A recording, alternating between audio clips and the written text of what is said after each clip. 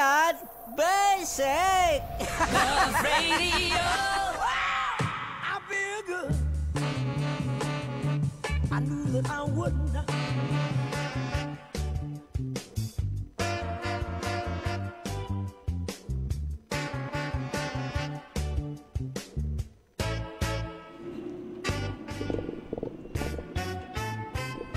One 101.7 Love Radio music that makes you feel good. Hello, Ikabisha! Isang magandang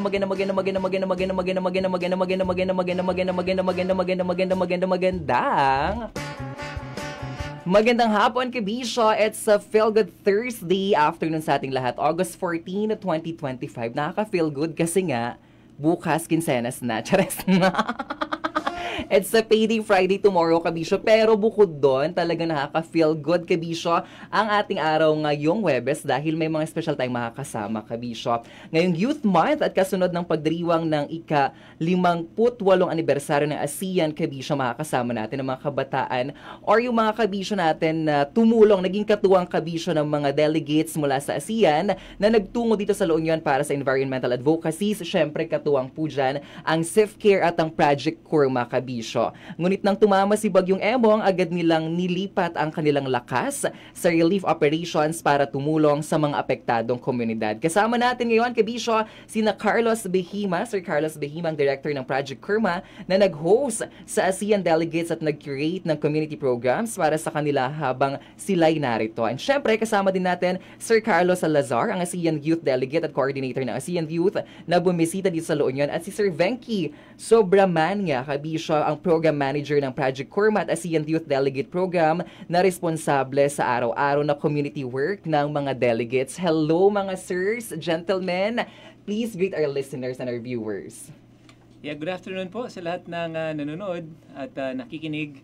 Maraming salamat din sa Love Radio, DJ LJ for inviting us and to share a little bit yung pinagagawa natin dito sa atin sa La Union. Yes, ayan. Maraming salamat din, sir, sa pagpapaunlak sa aming imbitasyon. Sir Venky, you might want to greet our listeners and our viewers. Right. Good afternoon, everyone. My name is Venky. I am coming from India, and that's why I'm speaking in English. Thank you for listening in, and we would like to share a lot of our experiences with Project Kurma and ASEAN Youth Delegates. Ayan, mga Kabisyo. At syempre, Sir Carlo. Good afternoon po sa ating lahat. Papasalamat po kami that you are here with us to listen to our wonderful story for this afternoon po.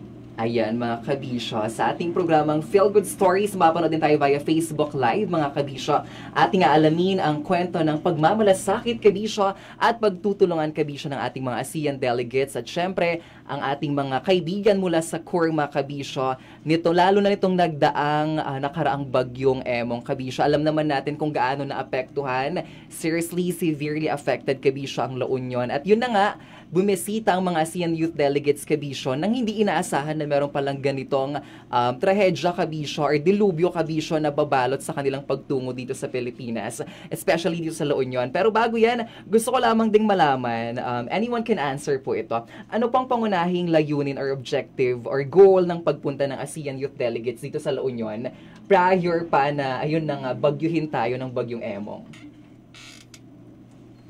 So initially po, the main objective po ng ASEAN delegates to come here was actually to provide environmental literacy across different schools dito po sa La Union. So the plan was to give them modules talking about climate change, waste management, or communications o conservation po. So that was initially po yung plano po. And that was up until tumama po yung Bagyong Emong. So from that, syempre, nag-close po yung schools for almost, I think, 1 to 2 weeks. Yes. And that's why we had to transition po to disaster relief. Mga Kabisyo. Ito naman, sir, curious ako, paano nabuo yung partnership? This question goes to Sir Carlos. Paano nabuo yung partnership ng ASEAN Youth Delegates kasama, syempre, our friends from SIFCare, but also Project Kurma para sa programang ito? Yeah, yung partnership, actually we applied for a grant from the ASEAN Foundation. And kasi we do a lot of education work. Ang Kurma kasi nakilala siya sa pawikan conservation. Yes. Pero syempre when we talk about the pawikans or the environment, in the end of the day, tao pa rin eh. Mhm. So tayo yung nagsisira ng environment. Totoo. Kaya yung education aspect napakalaki. And obviously yung youth, ito yung ating future. Si Carlo nga, siya yung ating youth ambassador. Mhm. Tama. So initially, in the earlier part of the program, it started in Thailand. So si Carlo was there for 1 week. Tapos, bale, 10 countries yun 10 ASEAN countries na pumunta dito sa atin. So may representative from 10 different ASEAN countries. So ganyan po nag-start. Initially nga, ang main gustong gawin is to educate 50 students. Pero in the end, not just the students, pati yung pamilya nila natulungan natin. So in the end, they actually helped over 1,000 families. So in a sense, napadami yung nadamay Yes, sa sir. tulong na it kind of changed in a sense. Pero yung education aspect, matutuloy pa rin siya eh. So, when they were here, they were creating mga modules and magagamit pa rin natin to. So, instead of those 50 students, napadami pa. Dumami pa ng mga kabishop. So, eto sir, kumbaga first collaboration ng ASEAN Youth Delegates with Kurma. Yes po, this is the very first one. Yes. Eto naman sir, eto na nga, ano nang naging reaction naman ninyo nung marinig ninyo na eto na parang there's a typhoon coming na, typhoon talaga siya na malakas, signal number 4 tayo. Anong reaction ninyo being to think na hino-host nyo po itong mga ASEAN Youth Delegates na ito? Apo, kami, we were, obviously, sila yung unang concern eh. Kasi Yes, bisita natin totoo. sila. Mga foreigners pa sila. They arrived on the day mismo eh. Tapos tumami si Bagyo Emong nung gabi. Oh, on the day mismo, sir. 25? 24. 24? So true. So, habang bumabagyo, syempre everyone was indoors. As soon as nag-stop at naging medyo safe na lumabas, so umikot kami, we went to each other. Lahat sila, everyone's first thought was, kumusta na yung volunteers? So somehow we made our way kasi lahat ng puno nakahulog nun. Yes. So si Carlo yan, may mga itak trying to get to... Parang jungle talaga. Totoo. How are they? I mean, habang nangyayari ito na ang lakas ng hangin, may pag-ulan, kumusta sila, sir? I mean, yung initial reaction ng mga volunteers natin. Sila nga, nung nalaman nilang may bagyo, ang unang reaction nila, na-excite sila. Kasi most sa kanila, walang mga Hindi bagyo. bagyuhin. Oo. Except for si Vietnam. Siyempre Vietnam, kadamay. Pero iba, excited sila. Buong gabi, nagbibigay sila. Kasi hindi bagyuhin bago sa kanila. Oo. So in a sense, nung nakita namin sila finally sa umaga, excited sila. Parang wow, first time nila yung ganun, walang ilaw, walang tubig. So we actually had to move them yung kung saan sila nakatira. Yes, sir. Kasi kung saan sila nawalan ng tubig, nawalan ng ilaw. Pero we gave them the option na kung gusto sila umuwi. Kasi syempre, yes. hindi ito yung they didn't sign up for this. So true, sir. Pero all of them, surprisingly, walang gustong umuwi. Sabi nila, we came to help these people. And parang ba't natin sila iwan in their time of need? So, game sila, walang gusto umuwi. Sabi namin, sige, so ito yung plano. Kasi pag may bagyo, syempre relief work. On the first day, hindi kami makalabas kasi baha. Yes, sir. Hulog yung mga puno. So, second day kami nakalabas. And ang pinuntahan namin is yung mga evacuation center. Yes. Yung unang napuntahan nga namin, sabi nila 2 days na sila, walang pagkain, walang tubig. So the volunteers, tumulong sila sa lahat. Obviously with the help of Safe Care. Yes. Safe Care was running a kitchen eh. Wow. So hot meals, sir, para sa hot mga meals. Initially, evacuees. syempre, pagkain, tubig, Sa yun yung true. initial. Mhm. Eventually, nung after mga 1 week, nag-transition na siya sa mga dry goods.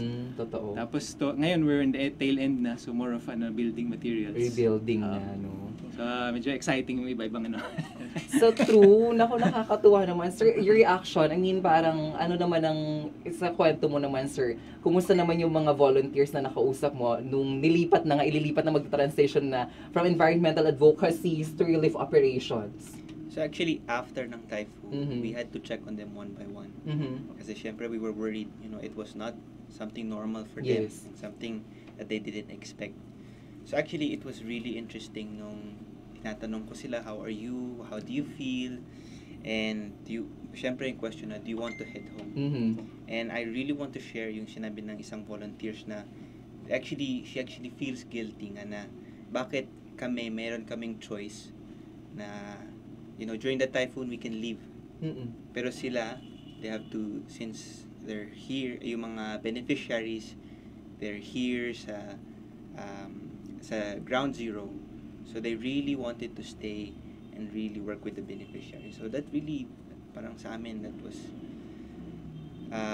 such a heartwarming. Heartwarming, Yes. so true. Very heartwarming, no? I mean, to think they're youth, I mean, ilang taon sila? Mga ilang taon sila, sir, itong mga delegates natin?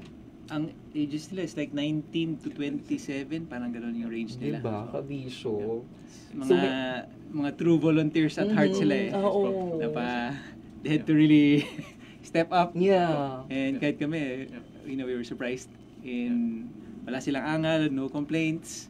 Spirit of volunteerism Oo, talaga. volunteerism, Kabisya ang nanaig. What about you, Sir Venky? Any personal stories with our delegates during the transition of environmental advocacies to the relief operations? Yeah, one thing, like for all of us, the typhoon was a first. Experiencing signal number 4 was first for us, right? Diba? And you've been here for 3 years. 3 years. This is the first. It was not my first typhoon, but this is the first typhoon I personally experienced, which is signal number 4.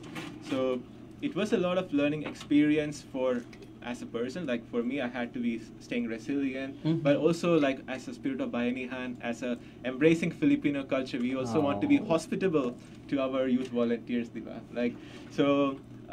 We learned a lot with each other, but one of the key lessons or stories which I got inspired from it is that true bayanihan or volunteerism is about adapting to change and to the needs of community. So they really, their time in La Union during the typhoon taught me that, volunteerism is also about adapting to the change naman. So that was my personal story. And wow, I love it. Kabisyo. Nagsasalita na parang Pilipino. Diba? Filipino at heart, by heart, Kabisyo. Nakakatuwa naman, Sir Venky, na nandito na for 3 years. Diba? Ito ang I'm sure this is one of the strongest typhoon you've witnessed.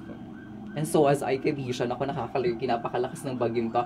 Anyway, ito naman, sir, pwede mo bang ilarawan or describe yung mga activities na ginawa ninyo, gaya ng feeding programs, aid distributions? Did you also conduct beach cleanup? And also school sanitations like that? Or what are the activities that you did? Apo, nung una, syempre it was yung relief efforts. Nandun tayo sa warm food and water. Yeah. Eventually, nag-transition siya sa mga dry goods, cleaning materials. Nung yung mga tao, umaalis na sila sa evacuation center, nakakauwi na sila. And then, we had requests galing sa mga schools. So, tumulong din sila sa paglilinis ng mga school. Alam niyo, ang daming nahulog na mga puno, talagang binaha. Totoo, sir. So, yun yung naging activities. Tapos, after a while, yung mga beach cleanups, we did one nga sa Baroro, Bacnotan. Lahat ng mga coastal fisher folk, how many families is in that? Like 600 families yun eh. Oh my gosh. Na tumulong sila. So, ang aga pa lang, nilinis yung school, tapos mamaya nilinis yung beach. Siyempre, yung areas na to, vital siya, hindi lang sa pawikan, sa mga livelihood ng mga tao. Sa true, sir. So, napakaganda na talagang lahat ng community talagang coming together. And ang dami nag-donate from different areas, clothing, funds. Hanggang ngayon, ang dami pa kaming items to pass out. So, ang ganda nung pagkatulungan ng everybody talaga, sama-sama, So true. bayanihan, as sabi ni Venky. So true, sir. And it's so nice for them to witness this, no? Yung spirit talaga ng bayanihan ng mga Pilipino. And I'm sure tatatak talaga to sa kanilang isipan, sir.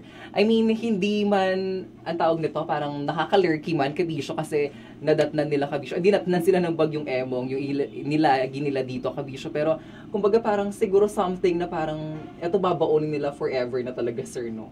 Na talagang... Actually, nung last day nila, talagang iyakan lahat eh. Walang gusto umuwi.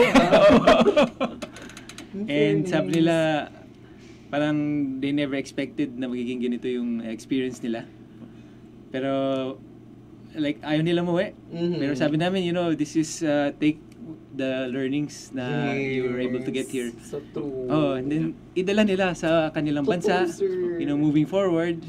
yung spirit of yung bayanihan, we explained it to them. Yung iba, meron din silang similar concepts sa mga cultures nila. So, it was very memorable para sa kanila. True, sir. Kayo naman, sir, parang ano naman ang naging epekto sa inyo nito? Parang witnessing our ASEAN youth delegates na, alam mo yon, very involved sa mga kaganapan during our relief operations. How does it feel, sir? I mean, anong impact naman ito sa inyo? Initially, syempre, worried kami. Mga bisita natin. For sure. Binagyo, nagkaiba. Pero after a while, like, kami mismo na-inspire na sila mismo, game sila tumulong. Totoo. Talagang, andun sila, we work with them hand in hand. We said nga, in the end, we didn't get to know them personally as much. Kasi sobrang busy nun. Busy, sir. Pero sabi namin, we felt yung pagkalaki ng puso nila, yung spirit nila. So, in the end, parang nag-bond din lahat eh. In the end nga, dumating sila mga strangers. Yes. Tapos naging kaibigan. Tapos in the end, parang naging pamilya na lahat eh. So true, sir. So to add on that, these 10 youth volunteers come from 10 different countries, and they also have their own families back home, and they are also away from their home. But by the time they finished their volunteering, they're crying, and they felt La Union as their second home.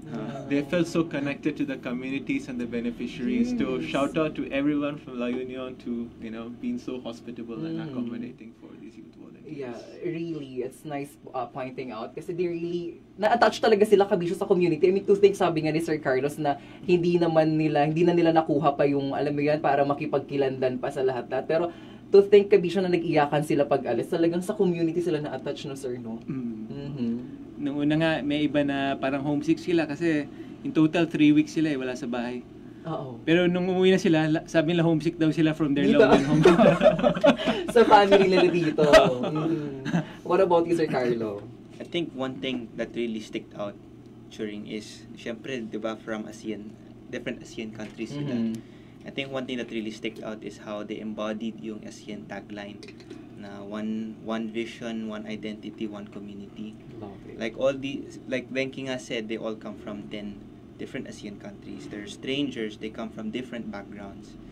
Pero when it came to community work, that didn't matter.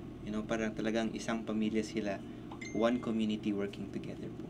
As one talaga, no, mga kabisyo. Mga kabisyo, mas pinahaba pa ang ating chikahan sa ating Facebook Live. Kaya sa mga nakatutok sa radyo, samahan nyo kami sa ating chikahan sa Facebook Live with Sir Venky, Sir Carlos, and Sir Carlo, mga kabisyo, sa ating programang Feel Good Stories. Kabisyo, pag-usapan pa natin, gagito'y nagbalin kabisyo activities, and also also alamin natin kabisyo kung ano naman ang mga activities naman ng Project Kurma, and also kung na-experience ba ng ating mga ASEAN youth delegates ang turtle hatching. Ayan, mga kabisyo. Samahan nyo kami sa ating Facebook Live sa Facebook page ng Love Radio La Union. At ako'y magbabalik maya-maya lamang sa programang Feel Good Hapon. Mamay makakasama nyo si Maria Morena. Pero sa ating Facebook Live, magpapatuloy ating chikahan. Kaya tutok lang sa 101.7 Love Radio. Kailangan po bang i-memorize yan?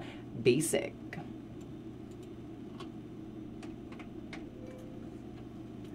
Ayan, kabisyo. So, nalaman natin, kabisyo, dagiti nagbalin nga impact, dagito'y ASEAN youth delegates natin, kabisyo. Sa kanila, personally, kabisyo, dahito na, kasi sabi nga ni Sir Carlos, kabisyo, na talagang, kumbaga parang nasipang sila, no, sir? Nasipang sila, mga kabisyo. Kayo ba parang may mga umiyak ba sa inyo? May mga umiyak ba sa inyo, sir? First time ko nakita ng emotional yung team. Totoo ba? Wow. And Project Kurma, gano'n na siya katagal, sir? Yung Project Kurma, bale, we are on our 15th year. Na umpisa to nung 2010. Actually, nag-umpisa siya nung base kami sa San Juan. At dati, na-discover lang natin na nesting area pala siya ng pawikan. Ang nalaman din natin dati, yung pawikan, hindi lang yung itlog, si pawikan mismo, kinakatay siya nun Tapos binibenta, kinakain.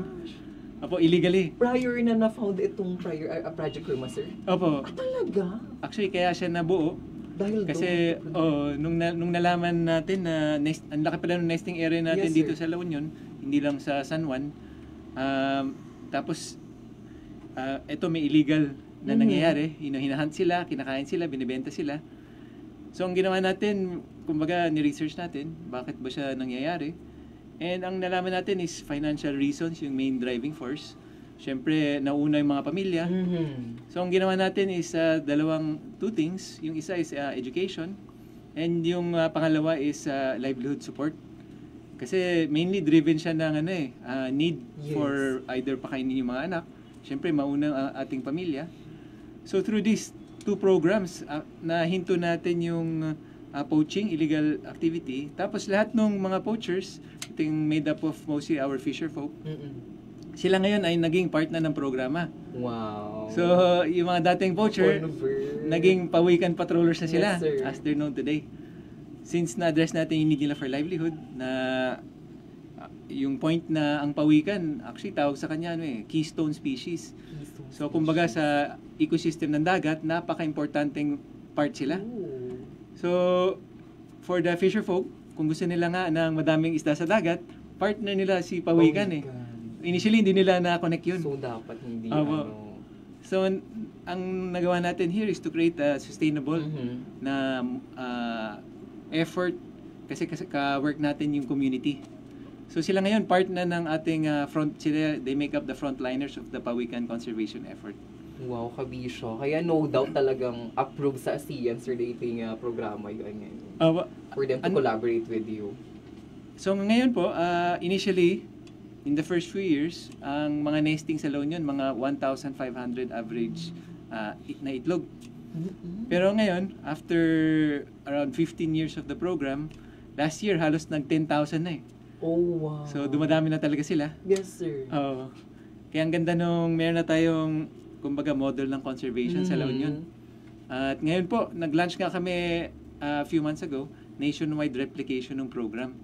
Kasi ang daming areas sa Pilipinas. Opo, na nesting area ng pawikan. Yes, sir. Pero sa ngayon, kinakain pa rin yung mga pawikans din, binibenta. So, parehong situation. Here sa atin sa La Union, meron na tayong model of conservation Something na sustainable.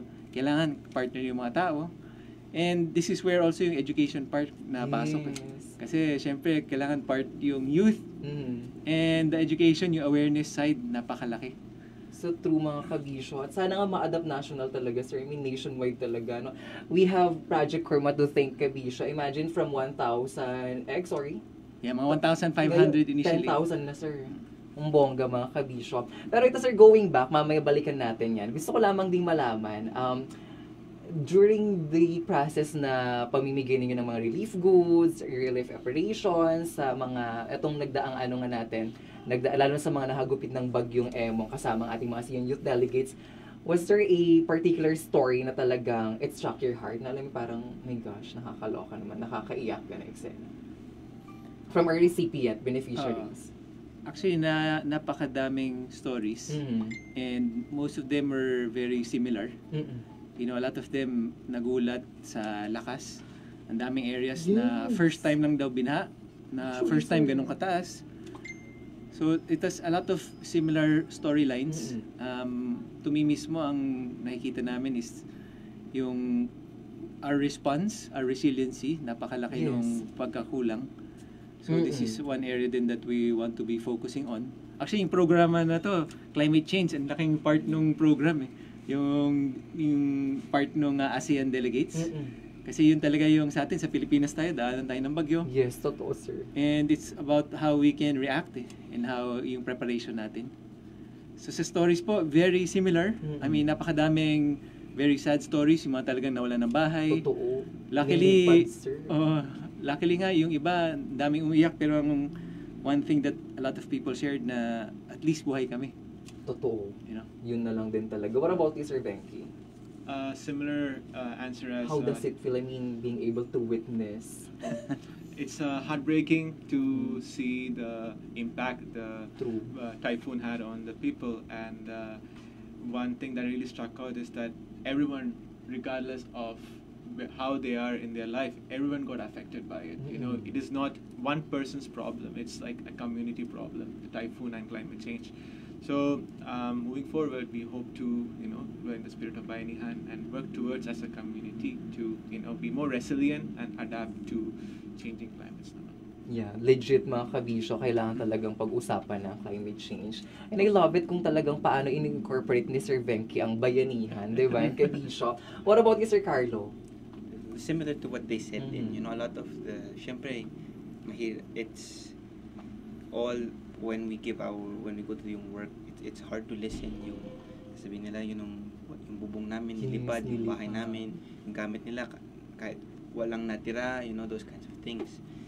And one thing actually the YV said is, since yung initial, one of the youth volunteers sabi niya, kasi diba initially, the idea was to talk about climate change.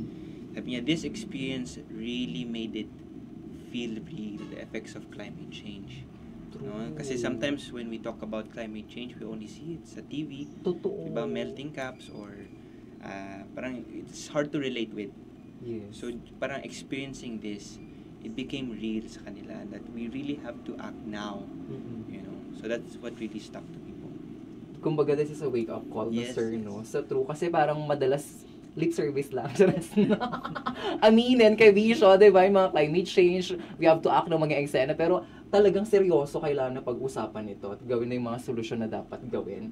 Anyway, sir, eto naman, this is, my question goes to Sir Carlo. I mean, ngayong Youth Month and also last August 8, we celebrated ASEAN Anniversary 58 yata, sir.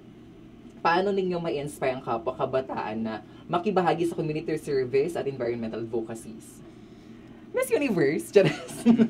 That's a really good question. And I think it's important sa mga kabataan to be involved in this type of work kasi, you know, it is really true when they say, you know, that the future is in the hands of the youth. Let's take, for example, yung climate change. You know, tayo yung, as years go by, as we ignore climate change, ang magsasuffer talaga is us youth, di ba? Yes. Yung stability natin when it comes to health, work, di ba? It's in danger. So I think it's important for us youth to not wait till it's not too late, you know. We have to act now po.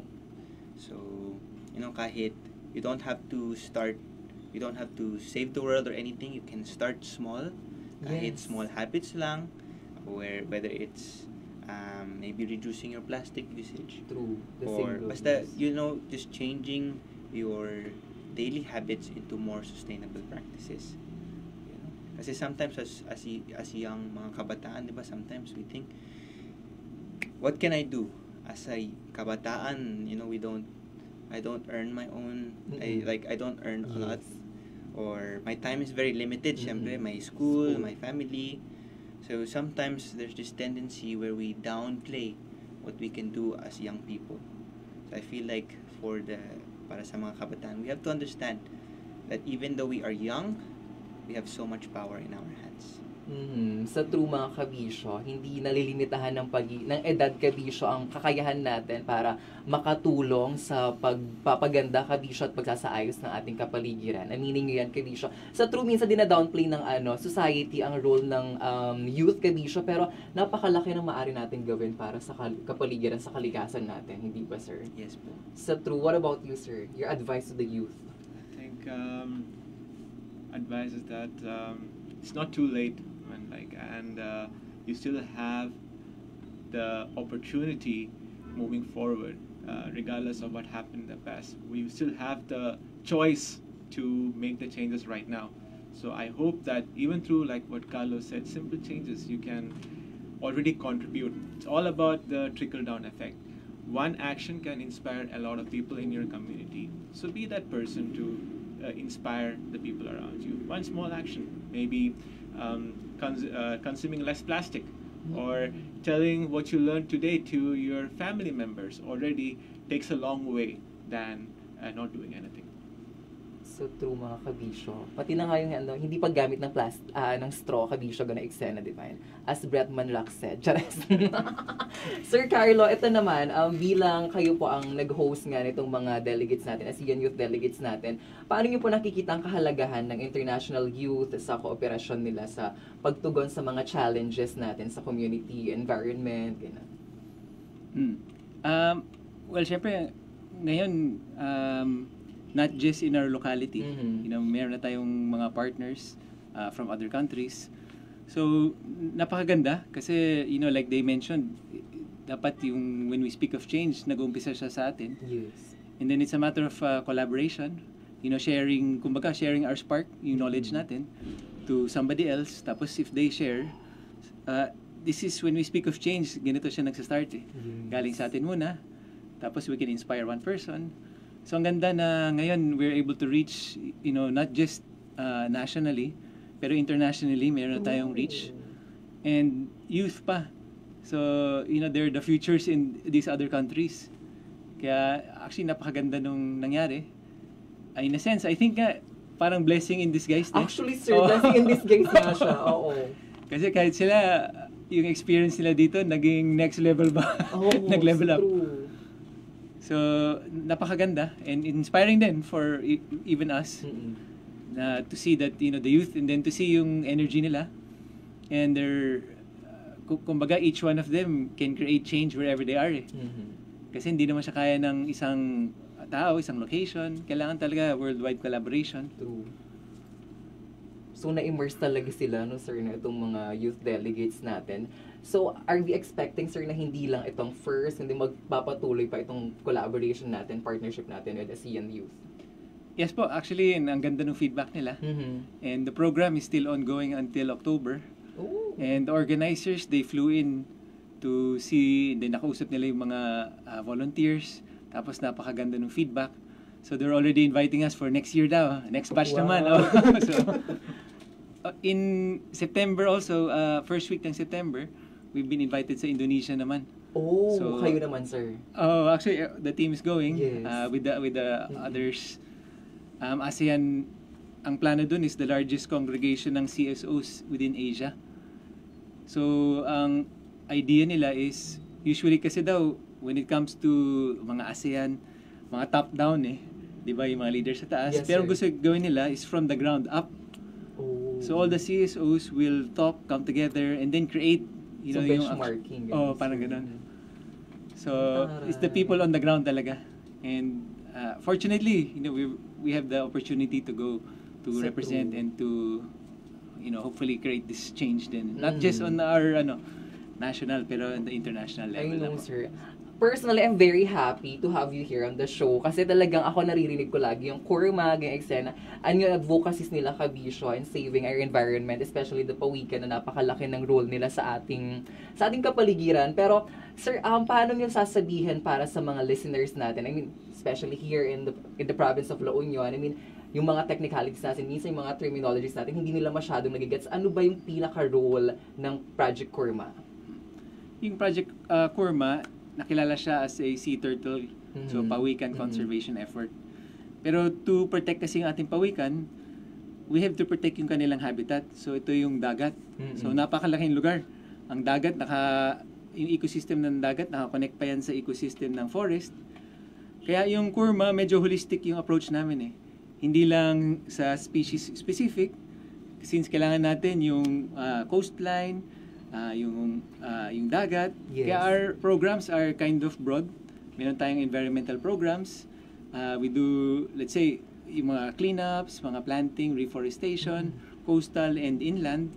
Tapos syempre, yung pawikan part is yung pinakakilala. Yes. A large part of the year, we have our pawikan season, which is starting usually this month hanggang mga May. So there are many months na ang daming pawikan hatchlings na it's open to the public. Anyone can come, join. Makita niyo yung mga Join pawikan. Tulong kayo mag-release ng mga pawikan sa dagat. And yung education part, malaking aspect din. We go to different schools. Oo, talaga, sir. We're partners in many schools with the DepEd. Yung ASEAN, dun siya pumasok sa educational part. So we work a lot with the communities also, mga livelihood support. Kasi like yung pawikan dati, it was out of need. So true, sabi nga ni Sir So we've been introducing iba-ibang mga livelihood programs sa kanila. So na-eliminate natin yung need to do anything illegal ba. Kaya medyo broad yung approach. But people know Kurma, syempre sa pawikan Yes, yung sir. talagang Oo. kaya logo pa, wag nakita nyo, pawikan talaga siya. Oo. Actually sa logo, ayan nga eh. We have the ocean, we have the land, we have the wildlife, and we have the forests. So kumbaga, it encompasses everything din. So true. Ayan, para sa mga hindi nakakalam, sir, ano ba yung talagang role ng bakit dapat hindi ma-eliminate ang pawikan? Apo, ang pawikan tawag sa kanila keystone species. Nabanggit nga niyo. So, yan yung kumbaga foundational parts ng ecosystem. Kasi ang dami nilang magandang contribution.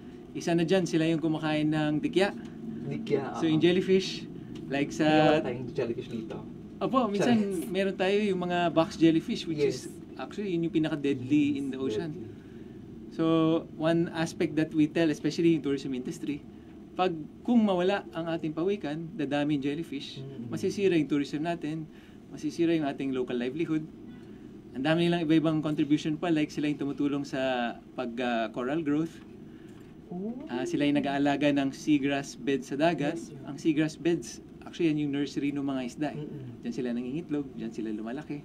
So, napaka-important nila. And, swerte natin sa La Union, ang daming daanan tayo ng pawikan eh. Nangingitlog sila. Yung ibang klaseng pawikan, dito kumakain, dito nagpapalaki. So, ang laki nung opportunity natin and responsibility na alagaan sila. Kaya yung awareness, napakalaki. Kaya also, we're very thankful sa inyo, giving us this opportunity na ma-share siya sa iba. Yung importance ng pawikan and partner natin sila sa pag-keep nung ganda ng ating probinsya. True. And we would love to be part of it, this beautiful advocacy. Gusto ko lamang din malaman, sir, ito ba yung mga ASEAN youth delegates ba natin? Were they able to experience hatchling? Nagpakawalan ba sila ng mga pawikan natin nung visit nila dito? They were very lucky na we had 2 na hawksbills. So, ito naman, nahuli sila accidentally ng fishing net. Yung isa galing sa Balawan, yung isa galing sa Luna. And ang hawksbill, critically endangered ang tawag sa kanila. So, meron tayong endangered, tapos critically, tapos extinction na. So, kumbaga, one step na sila from extinction. And luckily, itong dalawa, mabilis yung reaction nung the LGUs na i-turn over, tapos na-rehabilitate natin. And the ASEAN volunteers were given the honor to actually name yung turtles and to release them. So, naging pangalan nila, yung isa si Mutya. Yung isa si Muda. Which is Malay, means like young and beautiful. So, parang mutya lang din, di ba, sir? Parang ganun din. So, true. Parang fitting din na dalawang young pawikan sila eh. So, pawikans, kaya nilang mabuhay until 100 years old. Pero these ones are juvenile pa, so napakaliit. So parang fitting na the youth volunteers released these young pawikans on the last day that they were here. True. I would love to know your story, sir. How did you get introduced to Project Kurma and how did you get involved with it? Sir Venky. I actually didn't know much about Kurma because I was living in the Netherlands for the past 10 years and I came to Philippines for traveling because I love to travel. And one fine day, someone told me to go to La Union. So I came to La Union for surfing and just relaxing. And then one fine day, I just walking around the beach and I saw a lot of people, a big crowd in at the Kurma office. And I'm like, why is there a big crowd at this place? And then I just crashed one of their events. Literally went to the event as an uninvited guest and started talking with them. And from there on, it's been 3 years I've been volunteering because when I talked, first talk I had with them, I got very inspired by what they do and how they engage the communities, as what both Carlos and Carla were saying. And I felt like I want to be part of it. I felt that I want to do something more meaningful and give back to the society. So they were kind enough that they started letting me volunteer, and it's been 3 years. Ang ganda. This was 2003, 2002? 2022. 2022. Grabe, no? Kayo, sir, paano kayo naging part ng Project Kurma? Your story. Well, right after graduating, I was College. high school. Oh my gosh, totoo? Yeah. Grabe! So, yun, parang medyo naghahanap ng gagawin. So that's when I started volunteering. And then from there, I just fell in love with this type of work and then tinuloy-tuloy ko. Ang ganda! Resident po kayo ng San Juan? Currently, pero originally from La Trinidad. Tapos nag-visit ka lang dito. Same lang din ba kay sir? Na-witness mo meron Yeah, I just went Kurma? here to volunteer. Yeah. Ang ganda. Such a beautiful story. So, anybody can join. Aba, Mhm. Kurma volunteer siya, Yes, sir. organization. Mhm. So, we actually invite lahat niyo pumunta. What we can offer you is an experience with nature. Kasi kami, na-inspire kami seeing the Pawikans. Mm-mm. Kaya yung releases ng Pawikan, we do this for free, for the public. Kasi in hopes na yung ibang tao ma-inspire din. Oo. Kaya po, kung meron pumunta dito, ang dami natin iba-ibang activities, not Yes, just with sir. the Pawikan, may planting, meron sa communities, meron sa education programs, napakadaming ways to help po. Yes. Also, yung sa sir, you were saying kanina, Pawikan patrollers, is it? Tama. Paano naman yun, sir? Paano naman yung role nila?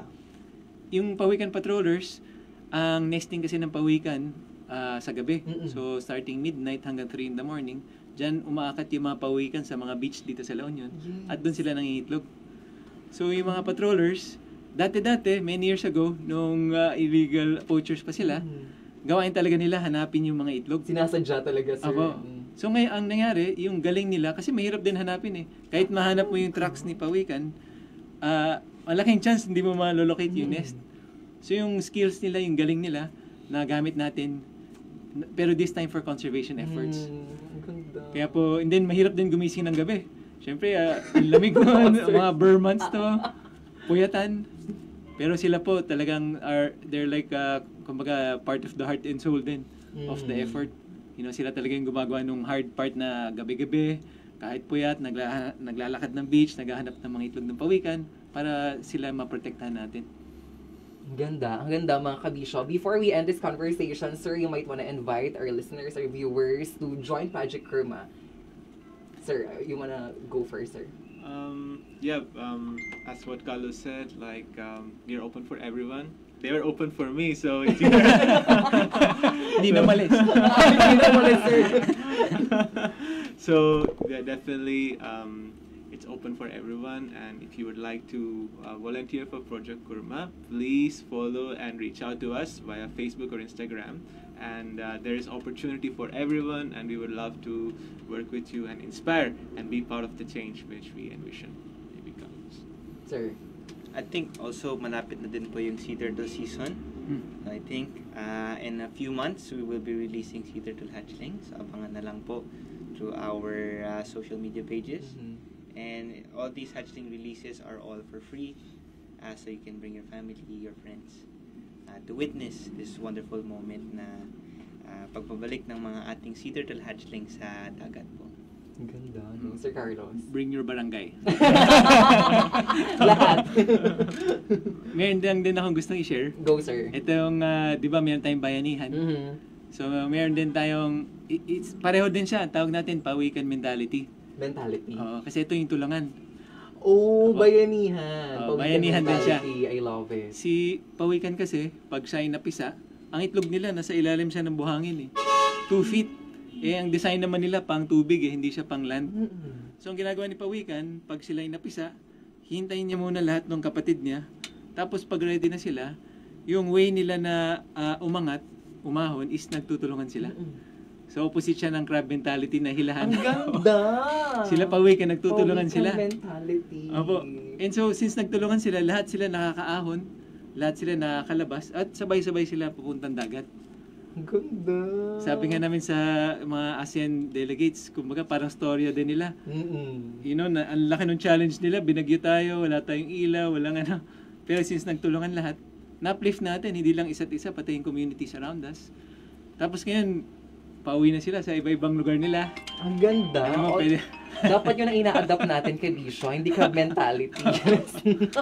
Pawikan mentality. I love it. So, sir, let's invite them, kayo po, to join at yung Project Kurma sa mga gusto mag-volunteer. Yes po. So, feel free. You can reach out may social media, through the website, and we actually have volunteer efforts, volunteer activities kahit na hindi kayo makapunta, pwedeng remotely. Ang daming ways to help. And, ang daming gustong tumulong, hindi lang nila alam saan ba sila mag-uumpisa. So, what we offer po is different programs where you can start your volunteer journey. Yes. And what we can tell you, it's a lot more inspiring and fulfilling. True. by simply spreading na awareness sa kahalagahan nitong pawikan kabisya sa ating kapaligiran, and also kung paano sila pangalagaan. Talagang malaking tulong na rin ito, sir. And they can do it remotely, di ba? Itong pag-spread ng ganito information, ganang eksena. Nakakatuwa. Gusto ko lang malaman, meron ba kayong pinakabatang volunteer, sir? Right now, yung isang trainer namin, si Sir Patrick, actually teacher siya by profession. Si Patrick tsaka yung wife niya, si Eunice. And they have yung anak nila, si Bargaba. How old is Bargaba? Mga 5, 6 years old. Siya talagang any activity, nandun siya. Ganda. Kung nagbubuhat ng gusto niya kasama din siya. Sa true mga kabisyo. And we should be responsible as tourists din, no, sir, no, kapag may bisita din tayo sa San Juan, para mapangalagaan din natin ang tahanan ng ating mga pawikan. Yes po, we work even with the DOT, we work with the government for for awareness, for mga policies. Kasi added attraction siya. True. Hindi lang surfing, we have the pawikans. So the more people who know about this, added attraction sila. Pag pumunta sila, may chance sila makakita ng pawikan, baka makarelease sila. And yan yung mga partners natin to keep yung ganda ng ating probinsya. Yes, totoo, sir. Yung mga pawikan ng mga partners natin. Last na talaga, saan galing yung pangalan na Kurma, sir? So yung Kurma, it's an acronym. It stands for Coastal Underwater Resource Management Actions. Pero yung word na Kurma, sa oldest language in the world, ang ibig sabihin niya, sea turtle. So, ito pa yung unang word that ever meant pawikan. So, ginawa na lang namin siya na acronym. Ang ganda. Medyo... Ang ganda, mga kabisyo. Thank you so much, sir, for being in the show today. Marami kaming natutunan sa inyo. And yes, kung may mga activities kayo, you can always come in, join me sa program to raise awareness also sa mga partners natin, kabisyo, sa pagpapaganda ng La Union, ng mga pawikan. And of course, we have Kurma to thank. Maraming salamat po sa effort ninyo, sa lahat ng effort ninyo, sir. Sir Carlo, Sir Venky, and Sir Carlos. Maraming salamat sa lahat ng mga kabisyo nating tumutok. Baka may gusto kang i-shoutout, sir. I heard Sir Venky, parang may gustong i-shoutout. Si Venky daw may gusto. May jowa na siya dito ngayon. Venky, this is your time. Sir Venky. Hindi na siya alis May na siya dito. May nahanap na siya. Shout out to everyone, all the volunteers, and also the rest of the staff, Sir Patrick, Ma'am Ramona, Ma'am Eunice, and Ate Chris for always being part of the team. And despite all our fights and all the disagreements, we still work together. So thank you. And also, Ratha. Bukod sa pawikan, yun na talaga. Dinamay pa tayo. Sir, gusto ko patiin. Ako lang, I'd just like to say thank you. Thank you, sir. Salamat sa pag-invite sa amin to share what we do. Awareness, napakalaking bagay. That's why we work a lot with the social media din. So hopefully po, kayo, you can search Kurma, Project Kurma sa Facebook, sa Instagram. And then share po as much as possible. Ako naman, I'm married, so I have Christine and Lemira and my mom. Shout out. Sali na din ako. Sir Carlo. Si Carlo secret pa Wala mo siya shout out sa Hindi pa official. Hindi pa. Tingnan natin. Baka sa next guest game. I'd like to shout out din yung mga ASEAN delegates that are actually listening right now. So, thank you. Hey, shout out. Come back to LU. Come back to LU. And of course, I would like to thank Love Radio for inviting us and giving us this platform to share this wonderful advocacy. Thank you so much, sir. We really had a good time, and this is very important conversation that we had with the mga kabisyo. And also, shout out to Miss Dixie Palamos from Safe Care. Hello, we shout it out. Mga kabisyo, maraming salamat sa pagsama sa ating programa. Feel Good Stories, mga inspiring stories, kabisyo. Syempre, ng ating mga ASEAN Youth Delegates na nagpunta dito, kabisyo. And also, ang ating mga kaibigan mula sa Kurma. Till next time, kabisyo, ako mga DJ LJ ng Radyo Tutok lang sa 101.7 Love Radio. Kailangan po bang i-memorize yan? Basic. Bye-bye, kabisyo!